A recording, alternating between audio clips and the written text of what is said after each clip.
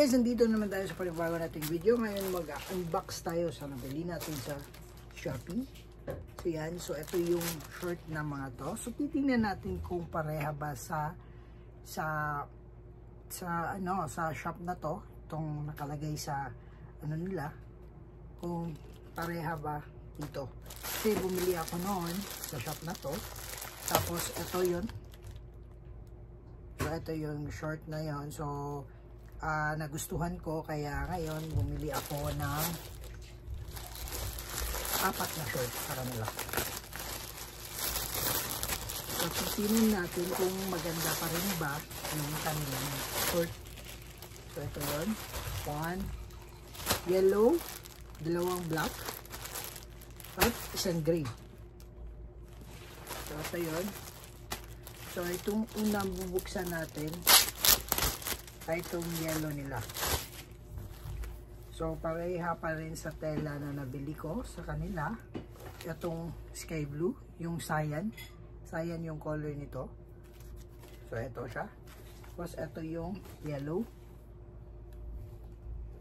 So pag sinuot ko na siya, ito siya, itong yellow na to.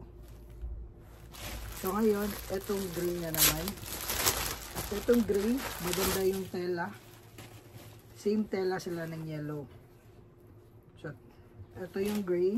So, pag sinuot ko, ito. So, yung height ko pala is 5'2". So, maliit ako. So, ito yung shirt ko. So, ito yung black. So, same pa rin ng tela ng yellow at gray. Tapos ito yung black. Tapos itong isang black, tignan natin. So same pa rin ng tela ng yellow, gray at itong isang black. So same sila ng tela. So maganda yung tela nila. Ayan. So pag sinuot ko siya, ganito siya.